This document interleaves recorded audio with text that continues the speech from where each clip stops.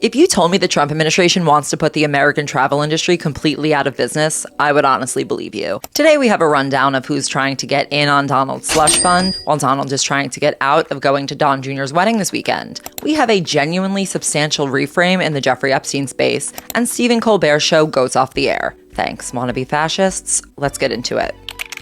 The Department of Homeland Security is trying to limit the number of international flights from so-called sanctuary cities that don't help ICE, such as New York, LA, Chicago, DC, and Portland. The Trump administration specifically wants things like access to city and county jails so ICE officers can take custody of potential deportees. And last week, DHS Secretary Markwayne Mullin invited a small group of airline and travel industry executives to DC to let them know that he might reduce customs staffing at those major airports, probably starting sometime after the U.S. hosts the World Cup in July. Pencil that in. And maybe you're thinking, I could use a few less photos of Capri on my feed. The thing is, this isn't just a tourism issue. Those large international airports are often the first destination for cargo as well as passengers to enter the country. So yeah, that is an indication of Markwayne Mullin's understanding of how our economy works. And no, they can't just reroute to Texas or Florida or wherever you've gerrymandered enough people out of relevance. Apparently, this whole idea came about a few weeks ago when Markwayne suggested on Fox News that, quote, they're a sanctuary city and they're receiving international flights. And we're asking them to partner with us at the airport, but once they walk out of the airport, they're not going to enforce immigration policy. Maybe we need to have a really hard look at that. Would you give it a rest, you freaks? Speaking of influencers traveling internationally, though, Donald Trump's oldest son is getting remarried in the Bahamas this weekend. And when asked if he'd be going, Donald said, quote, he'd like me to go, but it's going to be just a small little private affair. What, are you not making the cut? I'm going to try and make it. I'm in the midst. I said, this is not good timing for me. I have a thing called Iran and other things. I don't say this often, but I might agree with the president. A destination wedding for a second marriage is a little bit much. Of his new daughter-in-law-to-be, Bettina Anderson, Donald said, quote, but he's got a very person who I've known for a long time.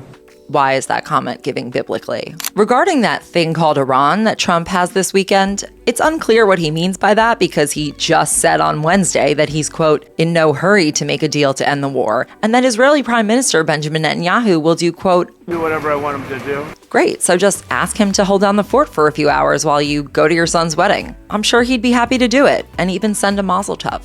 And $1,800, maybe $18,000, $18 million? We got to talk about Donald's $1.776 billion slush fund, which we have a new name for, thanks to a Spotify comment from listener Cody Miller, who suggested calling it the Traitor Fund. Short and sweet, just like Sabrina Carpenter. We're going with it. And here are some more people who have said they're going to submit a claim for money. Proud Boys leader Enrique Tarrio, who was sentenced to 22 years in prison for seditious conspiracy on January 6th and then pardoned. He's asking for $2 to $5 million, saying, quote, I'm not greedy, but my life was all fucked up because of this. Poor guy. What about the Capitol police officers whose lives were all fucked up because of this? And the people who died? My Pillow guy, Mike Lindell, they're all coming out of the woodwork. He says he deserves $400 million because that's how much his company lost. While another lady who compared herself to Jesus during her sentencing for climbing through a Senate window told the Washington Post that she's seeking $10 million. Then there's George Santos. He said he might file a claim, as did the couple that pointed guns at Black Lives Matter protesters in 2020. Really never wanted to think about them again. And there's even one person who has already filed a claim. Former Trump advisor Michael Caputo, who was investigated by the FBI in 2016 for allegedly colluding with Russia to help Trump win the election. He says he wants $2.7 million. I hear 2.7. Do I hear 2.8? I hear 2.8. Do I hear 2.9 million? I hear 2.9. Do I hear 30 million? There is, of course, much resistance among the reality-based community to the existence of the Traitor Fund in general, with Democratic Senator Ed Markey even calling for Trump's impeachment over it, which is a lot of nice words, because on the other side of the aisle, the people who could do something about it have mostly been silent about it, aside from the ones who are leaving Congress anyway. Still, they are not vocally supporting it either. So Acting Attorney General Todd Blanche went to Congress yesterday for a meeting with just Senate Republicans to try to persuade them not to block the Traitor Fund. And I can't believe I didn't assume this was coming, but he offered to cut them in on the Traitor Fund. Duh. Ahead of the meeting, he sent over a one-page overview which said that senators are eligible to bring claims under this fund, specifically senators whose records were secretly subpoenaed. That sentence is for Lindsey Graham, Josh Hawley, and Ted Cruz. It's not clear what the Republican senators are going to do as of now, maybe bet on Polymarket. But we know that the Senate actually went home for a few weeks while they were supposed to be voting on next year's DHS and ICE budget because they didn't want to deal with figuring out what they should do about funding the Traitor Fund and Donald's Ballroom. Because technically, they're the ones who were supposed to decide if and how these things would get paid for, like under the Constitution. Right, that thing. And I promise you that is what's supposed to happen, even if Donald said yesterday that he can build his giant arch in Washington, D.C., whether Congress approves it or not. And that came up yesterday because the designs were approved for the arch by the Commission of Fine Arts, which oversees monument design in D.C. To be clear, this is just one of many approvals necessary to get something like that built in D.C. And yes, Congress does still have to approve it, no matter what Donald says. Why not just call it McDonald's and offer them a sponsorship opportunity? They are famously fond of golden arches. By the way, mortgage rates just hit a new high this week, up to 6.51% on average for a 30-year mortgage during what is typically the busiest time of year for home buying. Oh well, let them eat arch.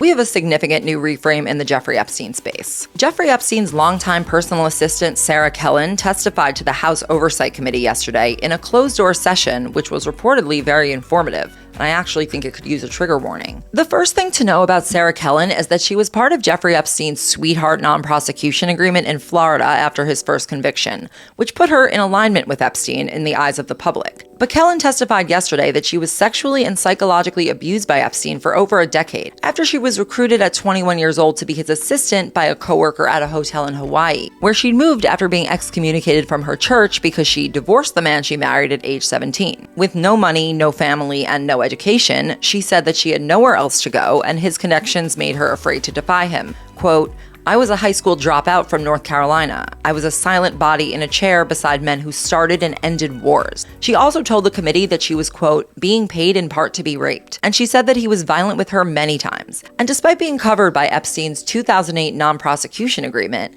Kellen told the committee that she has never spoken to anyone with law enforcement. And she didn't even know her name was in the non-prosecution agreement until it was signed and released to the public. Quote, the government of the United States branded me a criminal in a secret deal with my own abuser, without ever once speaking to me, which is crazy because they could barely bring themselves to brand her an abuser.